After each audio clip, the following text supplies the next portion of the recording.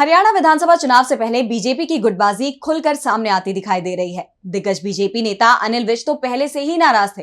अब कई और विधायकों की नाराजगी की खबरें सामने आ रही हैं। नाराज होने वाले विधायकों में खट्टर के समर्थकों की बड़ी संख्या बताई जा रही है। इस बीच ये भी खबर आ रही है कि राज्य की नायब सिंह सैनी सरकार पहले की मनोहर लाल खट्टर सरकार के तमाम फैसलों की समीक्षा कर रही है और उन्हें पलटने में जुटी हुई है। दरअसल लोकसभा चुनावों में इस बार बीजेपी को राज्य में बड़ी हार का सामना करना पड़ा। राज्य की 10 सीटों में से उसके हाथ से 5 सीट फिसल गई। 2019 में बीजेपी ने सभी 10 सीटें जीती थी, लेकिन इस बार कांग्रेस ने 5 सीटों पर कब्जा जमा लिया। वोट शेयर के मामले में भी बीजेपी इंडिया गठबंधन से पीछे रह गई। 2019 के मुकाबले में इस बार बीजेपी को करीब 60 लाख मत मिले हैं, जबकि इंडिया गठबंधन के खाते में 61 लाख से ज्यादा वोट आए हैं। हरियाणा लोकसभा चुनाव के नतीजे को अगर विधानसभा के नजरिए से देखा जाए तो राज्य में बीजेपी को 44, कांग्रेस को 42 और आप को 4 सीटों पर बढ़त मिली है। राज्य में विधानसभा की कुल 90 सीटें हैं और बहुमत के लिए 46 सीटों की जरूरत होती है। और बीजेपी के जो नेता चुनाव जीते हैं वो खुलकर कह रहे हैं कि उन्हें मोदी या सैनी के नाम पर वोट नहीं मिला, बल्कि उनकी व्यक्तिगत लोकप्रियता के चलते जीत मिल पाई। नहीं तो मोदी लहर के नाम पर तो चुनाव में हार ही मिलने वाली थी, क्योंकि लहर खिलाफ चल रही थी। इस बीच हार को लेकर चल रही समीक्षा में खट्टर सरकार के कई फैसलों पर सवाल उठाए गए।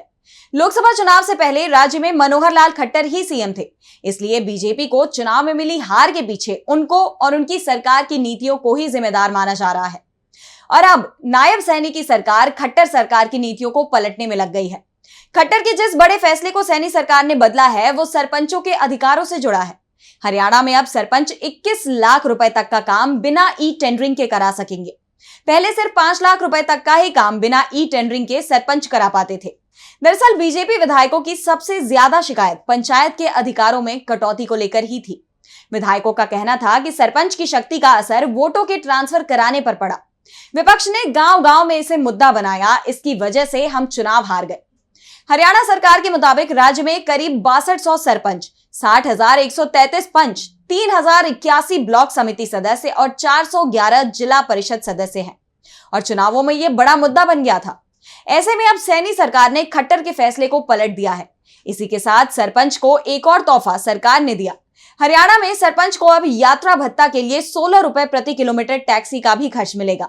इसके साथ ही नायब सैनी ने खट्टर के एक राजनीतिक फैसले को भी पलट दिया है। 2019 में सिरसा जिले के कालावाली सीट से बीजेपी का टिकट नहीं मिलने के चलते पार्टी छोड़ने वाले राजेंद्र देसी जोधा को सैनी ने वापस बीजेपी में शामिल कर लिया है। राजेंद्र का टिकट खट्टर के चलते ही कटा था, जिस कारण से वो बीजेपी छोड़ गए थे। देसू जोधा खट्टर के मुखर विरोधी रहे हैं। दरअसल सीएम सैनी विधायकों के साथ भी लगातार फीडबैक ले रहे हैं, जिसके बाद वो खट्टर सरकार के फैसलों को पलटने में जुटे हुए हैं। दरअसल विधानसभा चुनाव में अब करीब 100 दिन का ही समय बचा हुआ है। ऐसे में बीजेपी लोकसभा चुनाव में हार की समीक्षा के साथ ही विधानसभा चुनाव की तैयारियों में भी जुटी हुई है, क्योंकि उसे एहसास है कि इस बार उसके लिए सत्ता बचाना बेहद मुश्किल है। हाल ही में जो सर्वे रिपोर्ट सामने आ रहे हैं उनमें बीजेपी की हालत खस्ता बताई जा रही है और इसी के चलते सैनी सरकार अब पार्टी की पुरानी सरकार के फैसलों को पलटने में जुटी हुई है।